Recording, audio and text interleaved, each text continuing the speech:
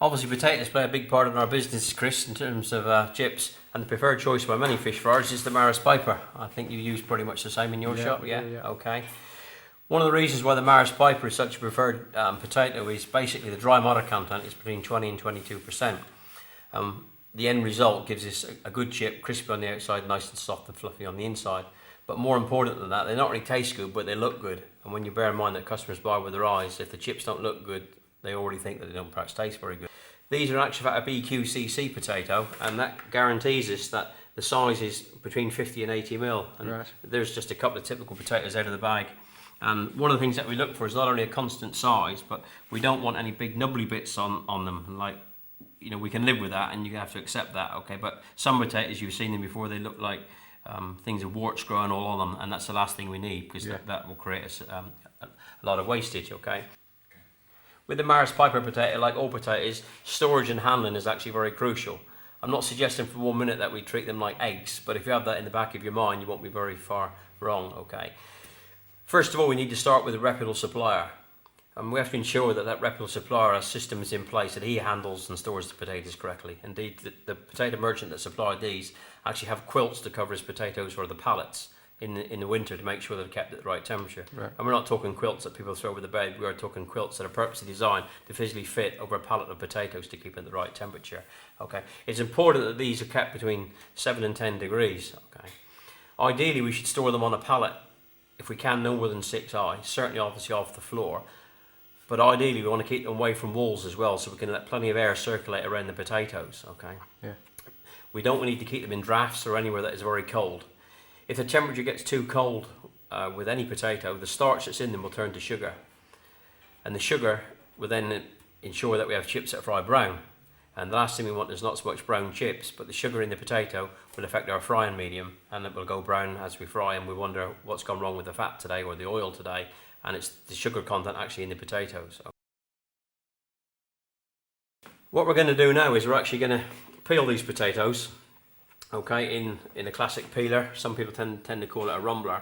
One of the things that people don't realise is this is a 55 or 55.1 pound sack of potatoes, i.e. a 25 kilo sack of potatoes. And in terms of cooked chips, the one thing that people don't realise is we only get 22 pounds of cooked chips, the important word being cooked chips out of a 55 pound sack of potatoes. Okay, so what we're going to do now before we peel them, this is a 28 pound peeler. You can get them in various sizes, 14 pounds, 56 pounds. This is a pretty common size, a 28 pound peeler. Like I said, you can get a 56 pounder. This one being a 28 pound peeler will actually take half a sack of potatoes at the same time. Okay.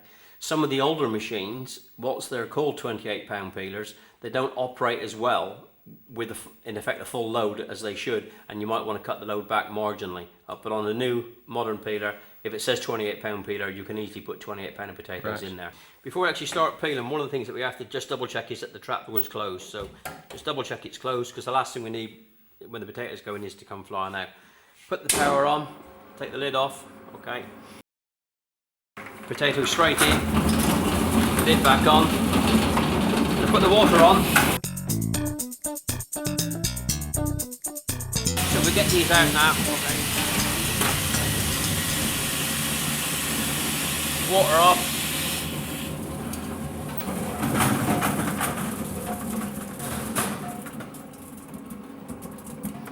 Still one in there buzzing around, okay. And then the power. One of the reasons why we turn the water off before the power and lift the lid, if you lift the lid with the water on, you'll get sprayed, okay, and it's just a little bit messy.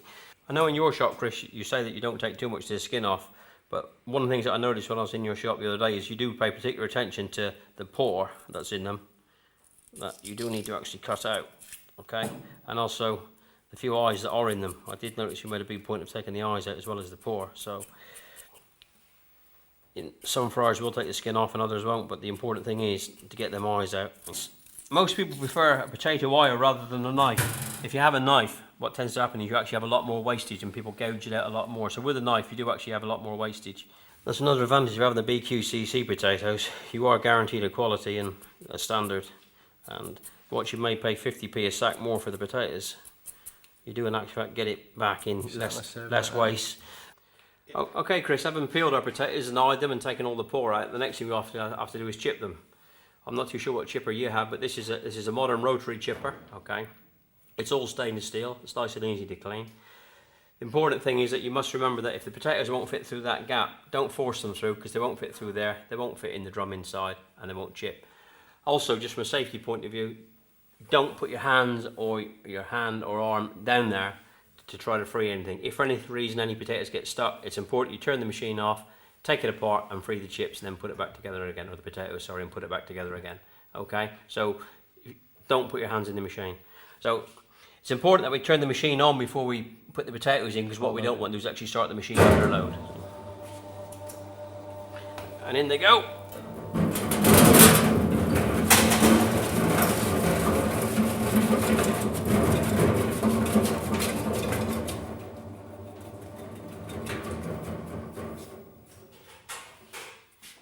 Having chipped them crisp, the next thing we want to do is just run the hose through them to get the starch off.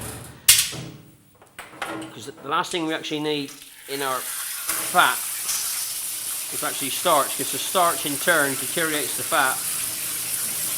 And if we lift that up now,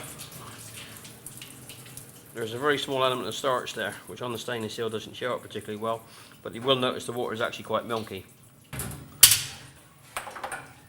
Having done that, we then need to put them into a whitener solution, which some of the buckets come pre-marked. Okay, that tells you exactly where to put the water. The last thing that we actually need in our potatoes is a high sugar content. Normally when we chip our potatoes, we put them in a solution, a potato whitener solution, which ensures that they don't go off colour when they're out of water. And all you have to do is 1 capful of solution in there. Should you have a high sugar content in them, there is product that you can buy that will take the sugar out of the potatoes. Okay, you actually put this into the water solution in equal quantities, the same as that. Okay, and leave it for a period of time, and that will turn the sugar back to starch. Okay. Right. If you're unable to do that, and sometimes it's not always possible, another method that you can use is to put the chips into as hot a water as you can, and that hot water will then turn the sugar back to starch. Okay. But what you mustn't do is allow the potatoes or the chips to cool in that water. Leave them in there for maybe half an hour and then take the bung at the bottom. The disadvantage of that being, unfortunately, your chips will fry a bit limp, but they won't be as brown as if you hadn't treated them at all. Now, you can either just stand the net in there for 15 minutes, or if you wanted, you could fill the whole thing with chips. Okay. If you do that and fill the whole thing with chips, then you have to take the rubber bung at the bottom and obviously drain your water away. If you had a series of buckets, you can actually use the same solution all day. Okay. You then have to decide where you're actually going to put all the chips that you've put in there. Okay. As an alternative to making your own, you can buy pre-prepared chips, and these come in 2 varieties. Chilled chips are pre-prepared raw potato, treated to prevent discoloration. The par-fried variety are partially fried to achieve the same result. Both have a limited shelf life.